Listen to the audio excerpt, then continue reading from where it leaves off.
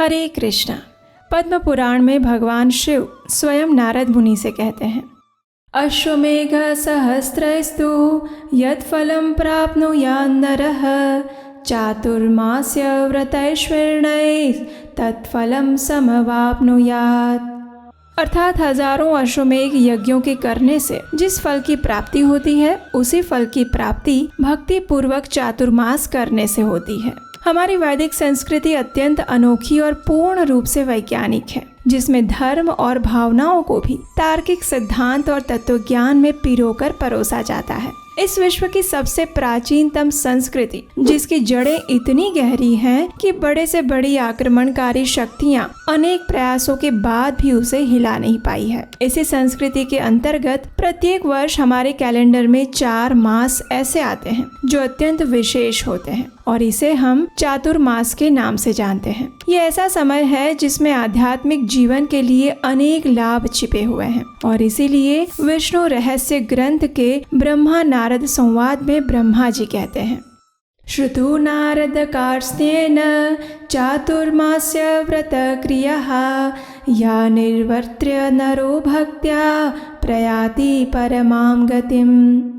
अर्थात हे नारद, सम्यक प्रकार से चातुर्मास के व्रत की क्रियाओं को सुनो और भक्ति पूर्वक इन सभी क्रियाओं को संपन्न करने से परम गति प्राप्त होती है। तो इस प्रकार हमारे शास्त्रों से भी प्रमाण मिलते हैं कि प्रत्येक वर्ष आने वाले ये 4 मास हमारी आध्यात्मिक प्रगति के लिए अत्यंत विशेष हैं और हमें उनका पालन भी अत्यंत सावधानी पूर्वक करना चाहिए। ये 4 मास है श्रावण, भाद्रपद, अश्विन और कार्तिक। ये वही समय है जब भगवान श्री हरि 4 मास के लिए योग निद्रा में चले जाते हैं और बाकी सभी देवी देवता भगवान की शरण ग्रहण करते हैं। इसलिए इन 4 मास के दौरान किसी भी प्रकार के शुभ और मांगलिक कार्य नहीं किए जाते, जैसे कि विवाह, गृह प्रवेश, मुंडन, जनेऊ इत्यादि। इस समय में व्यक्ति को अधिक से अधिक भगवान श्री कृष्ण के पवित्र नामों का जप करना चाहिए, भगवान की दिव्य लीला की कथा श्रवण करनी चाहिए और वैदिक ग्रंथों को पढ़ना चाहिए।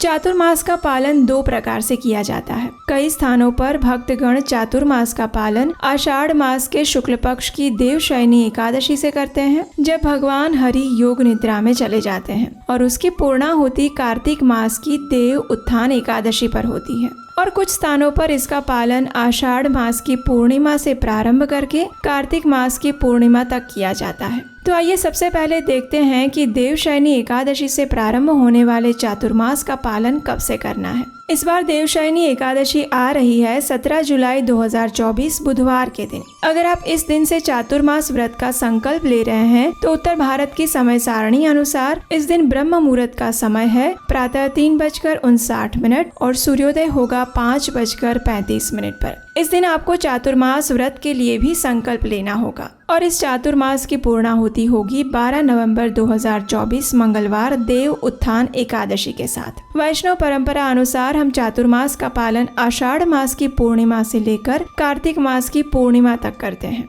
इस्कॉन में भी कई भक्त एकादशी से चातुर्मास का पालन करना आरंभ करते हैं और कार्तिक मास की एकादशी यानी कि देव उत्थान एकादशी तक चातुर्मास का पालन करते हैं और फिर एकादशी से लेकर पूर्णिमा तक भीष्म पंचक व्रत का पालन करते हैं और इस प्रकार से वे कार्तिक पूर्णिमा तक चातुर्मास का पालन करते हैं। अगर आप वैष्णव परंपरा अनुसार इन 4 मास का पालन कर रहे हैं तो आपको चातुर्मास पालन प्रारंभ करना चाहिए 21 जुलाई रविवार से। इस दिन उत्तर भारत में ब्रह्म मुहूर्त का समय है प्रातः 4:01 पर और सूर्योदय होगा 5:37 पर। इस चातुर्मास की पूर्णाहुति होगी कार्तिक पूर्णिमा पर यानी 15 नवंबर 2024 शुक्रवार के दिन। इस नियम अनुसार आइए देखते हैं कि अब कौन सा महीना किस तारीख से किस तारीख तक पड़ता है। चातुर्मास का सबसे पहला मास यानी श्रावण आरंभ होगा 21 जुलाई से 18 अगस्त तक। इस महीने में हरी पत्तेदार सब्जियां खाना वर्जित माना गया है। दूसरा महीना यानी भाद्रपद शुरू होगा 19 अगस्त से 17 सितंबर 2024 तक। इस मास में दही या दही से बने हुए पदार्थ नहीं खाने चाहिए। तीसरा मास यानी अश्विन आरंभ हो रहा है 18 सितंबर से 16 अक्टूबर 2024 तक। इस मास में दूध या दूध से बने हुए पदार्थ छोड़ देने चाहिए। और चातुर्मास का अंतिम मास यानी कार्तिक महीना आरंभ हो रहा है 17 अक्टूबर से 15 नवंबर 2024 तक। इस मास में उड़द दाल और उससे बने हुए पदार्थ वर्जित माने गए हैं।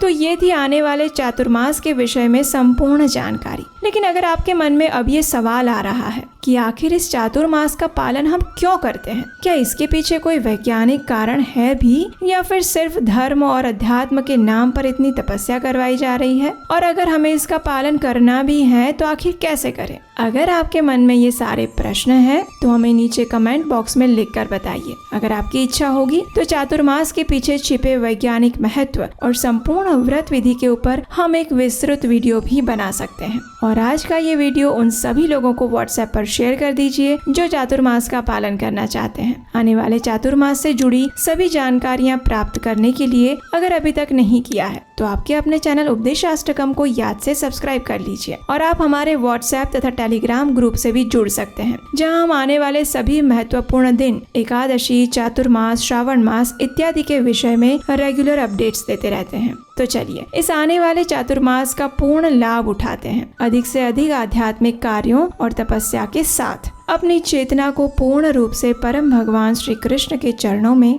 समर्पित करते हैं। हरे कृष्ण।